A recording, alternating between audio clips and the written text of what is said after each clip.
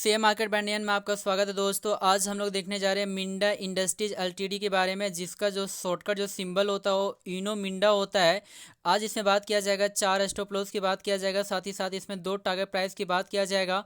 तो सर्वप्रथम हम लोग स्टॉप लॉस की बात कर लेते हैं, जिसमें आपका 4 आपका स्टॉप लॉस यहाँ पे दिया गया है। एक एक करके जानकारी प्राप्त करने का कोशिश करते हैं। तो यहाँ पे 4 स्टॉप लॉस जो आपका दिया गया, प्रथम स्टॉप लॉस आपका बनकर आता है 556 रुपये 55 पैसा।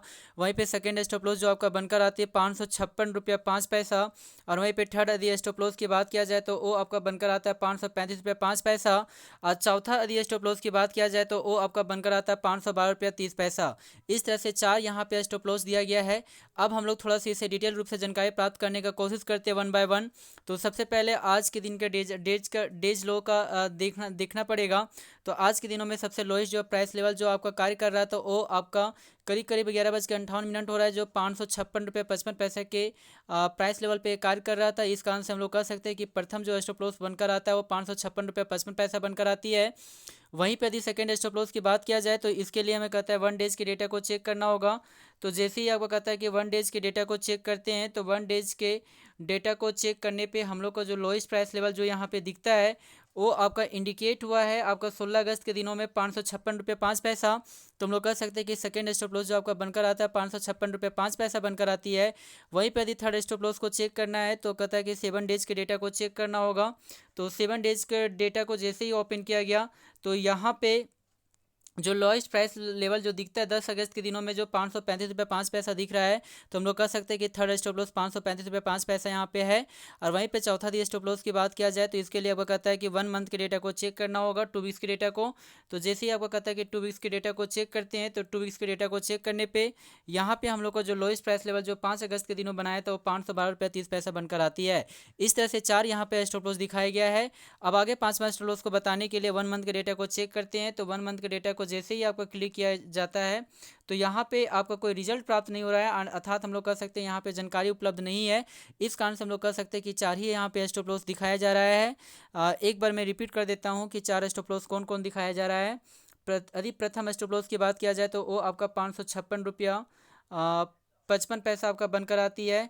वहीं पे सेकेंड स्टॉप लॉस की बात किया जाए तो वो आपका 556 रुपया 5 पैसा बनकर आती है। वहीं पे थर्ड स्टॉप लॉस की बात किया जाए तो वो आपका बनकर आता है 535 रुपया 5 पैसा बनकर आती है। और चौथा दी स्टॉप लॉस की बात किया जाए तो वो आपका 512 रुपया 30 पैसा बनकर आती है। अब हम लोग थोड़ा सा इसकी टारगेट प्राइस की बात कर लेते हैं, जिसमें आपका 2 टारगेट प्राइस यहाँ पे दिखाया जा रहा है। तो यहाँ पे 2 टारगेट प्राइस की बात किया जा रहा है, जिसमें आपका दिखाया जा रहा है कहता है कि प्रथम टारगेट प्राइस आपका 577 रुपये 40 पैसा बनकर आती है।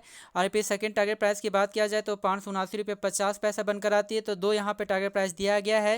अब हम लोग थोड़ा सा इसे डिटेल रूप से जानकारी प्राप्त करने का कोशिश करते हैं। तो आज के दिन में सबसे हाईएस्ट प्राइस लेवल जो दिखता है वो आपका इंडिकेट हो रहा है 577 रुपये 40 पैसा। तो हम लोग कह सकते हैं कि प्रथम जो टारगेट प्राइस आपका बनकर आती है वो 577.40 रुपीज़ आपका बनकर आती है। वहीं पे सेकंड टारगेट प्राइस को चेक करने के लिए 1 डेज के डेटा को चेक करना होगा।